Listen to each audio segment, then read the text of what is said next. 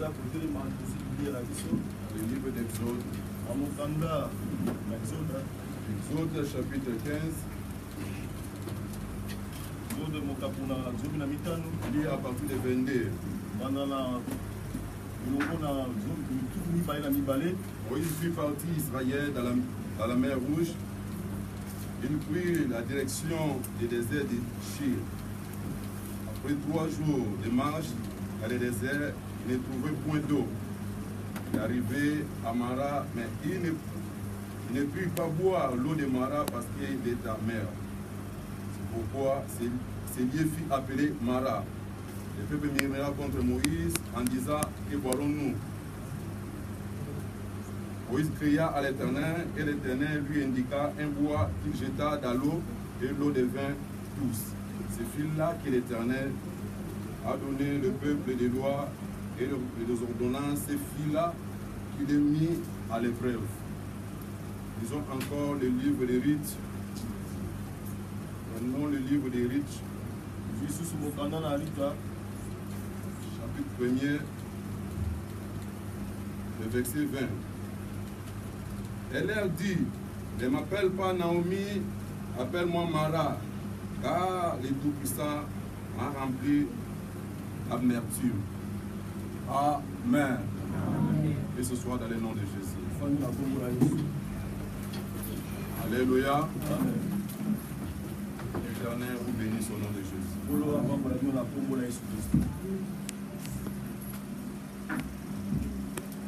Fais savoir ton frère, ta soeur qui est à côté de toi.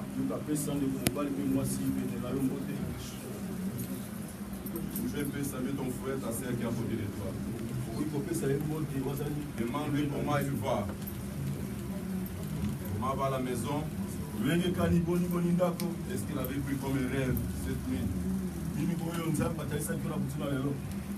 Comment est la santé? Santé de la famille. Amen. Je vous salue tous au nom de Jésus.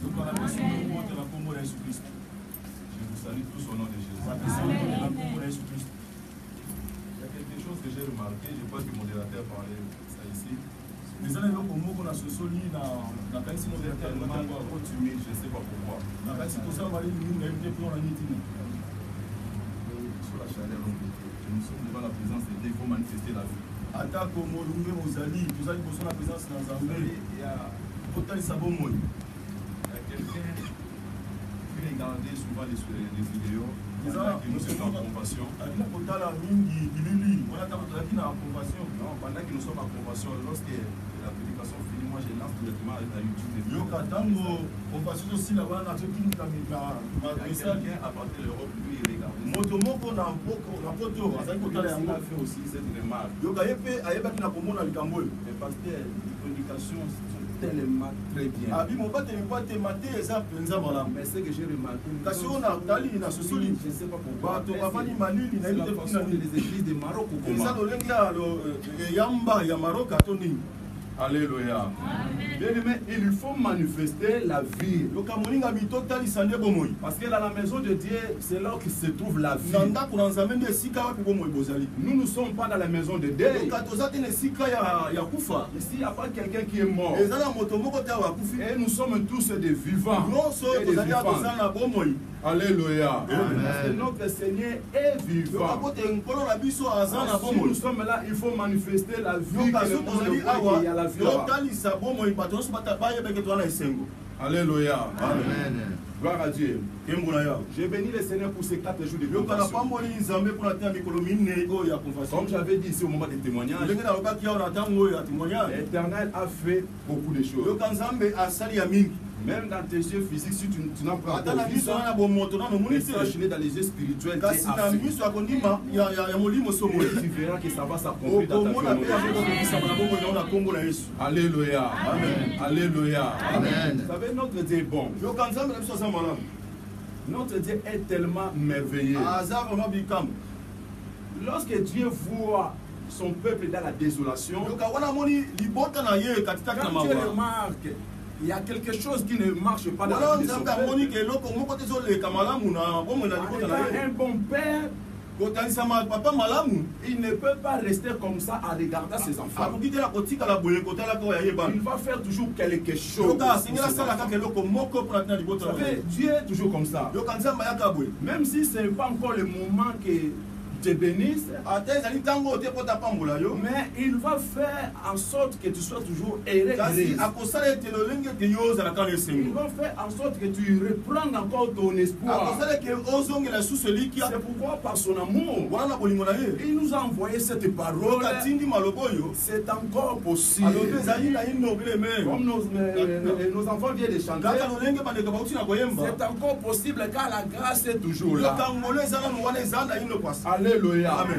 À chaque fois, Dieu regardait son peuple dans la désolation. Dieu envoyait toujours les messages. Regardez même Exode 14. Dans la mer Rouge. La Bible dit que les peuples étaient dans la désolation. Ils même pensaient même à retourner à l'Égypte. Et directement l'Éternel a envoyé les paroles. Et restez tranquille. Les Égyptiens que vous voyez aujourd'hui, vous ne les verrez plus jamais. Gardez silence car l'Éternel combattra pour vous.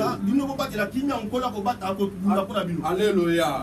C'est là que nous comprenons directement que la Bible dit il envoie la parole. Et la parole est guérie. Regardez encore dans le livre de Jérémie 29. Le peuple israélien en captivité à Babylone. Et Dieu a envoyé la parole. Et Jérémie a écrit une lettre. Pour dire que multipliez-vous là où vous êtes. Fécondité. Faites de bonnes choses dans vous êtes. Priez aussi pour ces pays-là. Car votre bonheur dépend dans ces pays-là. Et moi, l'Éternel, je connais les projets que j'ai formés pour vous. Les projets de bonheur et non de malheur. Vous me prierez et vous bâtirez. Et vous me demandez et je vous exaucerai. C'est une parole de la consolation. Dieu envoie toujours une parole de la consolation. Comme ces 4 jours, Dieu a envoyé la parole de la consolation afin de nous consoler. Parce que l'Éternel avait remarqué qu'il y a quelque chose qui ne marche pas dans ta vie. Il voulait d'abord consoler afin que tu reprendre encore une nouvelle vie, un nouvel espoir. Vous savez bien le Seigneur dans la vie de l'homme. S'il n'y a pas de l'espoir, l'homme devient comme un animal. Parce que même les gens de ce monde disent l'espoir fait vivre. S'il n'y a pas de l'espoir, vous allez voir quelqu'un va dire que tout vient vivre. C'est-à-dire il va commencer à faire n'importe quoi. S'il n'y a pas de l'espoir,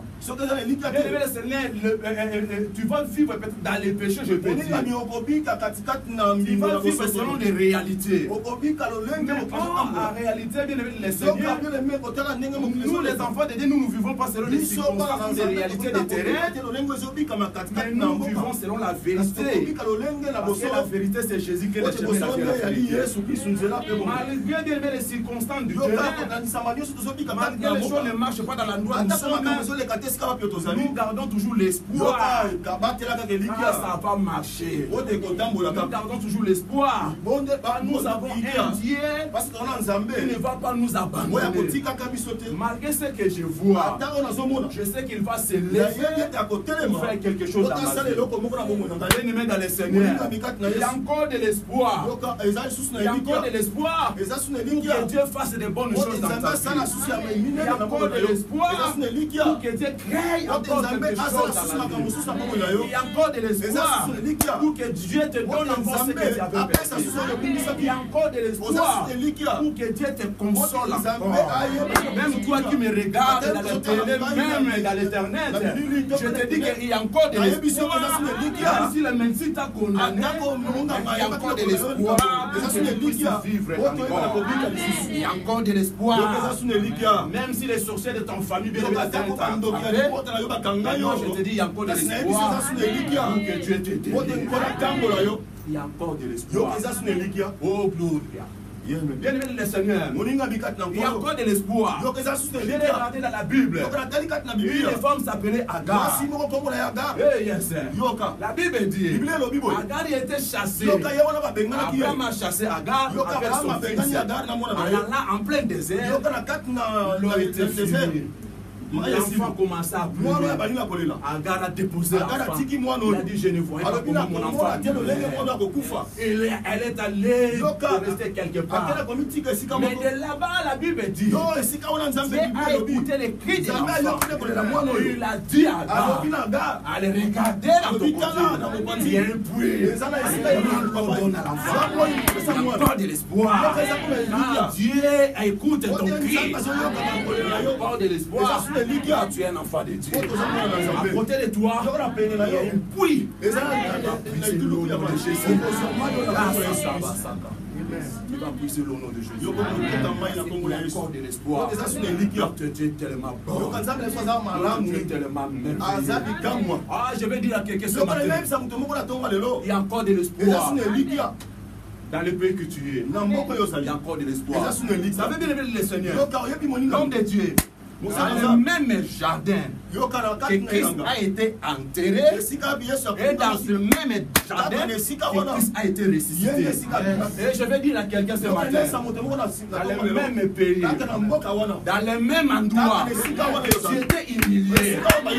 Même endroit, il va te élever. Tu vas sortir de ce pays.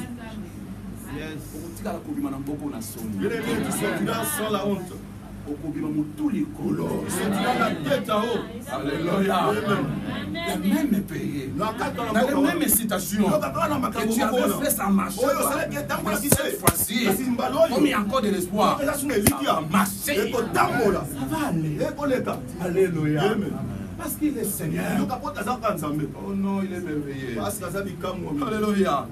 Même si c'est le monde humilié. Parce que le monde, souvent, on voit la petite humilier les gens. Sous-estimer les gens. Alléluia.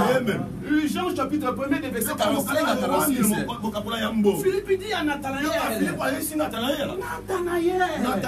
nous avons vu ce que Moïse avait dit. Nathanaël, nous avons vu ce que les prophètes ont déclaré. Nathanaël, nous avons vu le Messie, le fils de Joseph, à Nazareth. Nathanaël a dit, est-ce qu'il y a quelque chose de bon pour me sortir là-bas? Nazareth. C'est comme ça le monde. Les gens aiment toujours sous-estimer les autres. Est-ce que lui, quelque chose de bon pouvait sortir à lui? Nazareth, Bethléem, Lodebar, Tob. C'est des petites villes dans la Bible, des villes pauvres. Mais dans les villes pauvres, c'est là que Christ a été né, c'est là que Christ a visité. Le Seigneur, tu es pauvre aujourd'hui. Tu es pauvre aujourd'hui. En toi, il n'y a rien.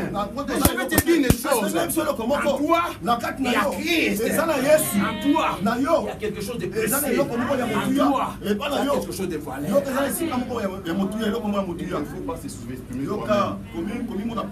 Tu es de la valeur. Alléluia. Tu es de la valeur. Tu es de la valeur. Gloire à Dieu. Je ne serai pas trop long aujourd'hui. Parce que les hommes de Dieu ont déjà tout parlé. Et nous étions vraiment tellement bénis. Je vais juste te dire à quelqu'un, il y a encore de l'espoir. Ne perdez pas l'espoir. Alléluia. Ne perdez pas l'espoir. Même si tu vois que tout est bloqué. Les choses ne marchent pas. Les gens t'ont abandonné. Ta famille même. Tu es là comme ça. Sache que ton Seigneur est toujours vivant.